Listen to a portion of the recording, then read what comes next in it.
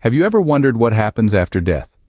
In the vast expanse of human philosophy and religion, Hinduism offers a particularly intriguing perspective. It's a question that has puzzled humanity since time immemorial, with answers as varied as the cultures that ponder it. Among these myriad beliefs, Hinduism presents a unique viewpoint, one that considers death not as an end, but as a part of a grander cycle. Let's dive into the Hindu concept of death and hopefully make sense of the unknown. In Hinduism, death is not the end, but merely a transformation, a change in form. Let's delve into this further. At the heart of Hindu philosophy lies the concept of Atman, or the soul. This soul is considered eternal, unchanging, and indestructible. It is the divine essence within us, the spark of the infinite that transcends the physical form. Now, what happens to this soul after death? That's where the principle of reincarnation comes in. Reincarnation, or samsara, is the cycle of birth, death, and rebirth. It's an essential part of the Hindu understanding of death. The soul, upon death of the body, does not perish, but instead enters a new body and begins another life. But the journey of the soul is not random. It is guided by the law of karma. Karma is the sum of a person's actions in this life and previous lives. It determines the circumstances of one's next life. Good deeds lead to a better rebirth, while bad deeds may result in a lower form of life. So you see, in Hinduism, there's a deep and profound understanding of death.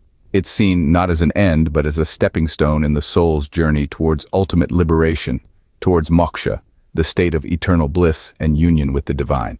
Thus, in Hinduism, death is not a final goodbye, but a brief pause before the soul resumes its journey. So, what can we take away from the Hindu view of death? To begin with, the perspective of death in Hinduism is built upon the idea of the eternal soul.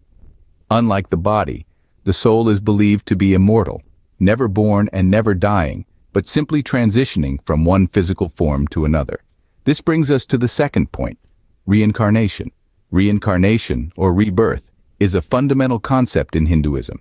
It's the process by which the soul is reborn in a new body after death, beginning a new life. This cycle of birth, death, and rebirth is called samsara. It's an endless loop, but not one without purpose. In each life, the soul is given the opportunity to learn, grow, and evolve. This growth is largely determined by karma. Karma is the law of cause and effect. Every action, every choice, every thought has a consequence. These consequences, whether good or bad, shape the soul's journey through samsara. They determine the circumstances of one's rebirth and the lessons one must learn in the next life. Yet the ultimate goal is moksha, liberation from this cycle. Moksha is the state of ultimate freedom, the merging of the individual soul with the divine. It's the end of samsara, the end of suffering, the achievement of eternal bliss. But how does one attain moksha? Living a righteous life is key. Following dharma, the moral and ethical duties, and seeking knowledge and self-realization pave the way towards moksha. The path isn't easy, but the reward is invaluable. The end of the soul's journey, the realization of its true divine nature.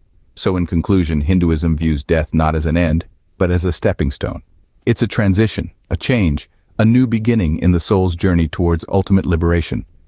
It's a part of life, an integral part of the soul's evolution. In essence, Hinduism views death as a stepping stone in the soul's journey towards ultimate liberation. Death, a topic often feared and misunderstood, is seen in a different light in Hindu philosophy.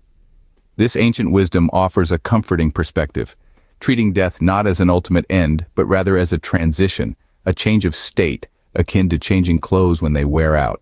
There's a certain tranquility in this view. The fear of death diminishes when we understand it as a part of the perpetual cycle of life, death, and rebirth. It's a journey of the soul, an ongoing process of growth and evolution. This profound perspective, this shift in understanding, can bring about a remarkable change in how we perceive our existence. It can help us to live more fully, to appreciate the transient beauty of life, and to face the inevitability of death with grace and acceptance. In the grand tapestry of existence, death is but a single thread, leading to new beginnings and ultimately spiritual liberation.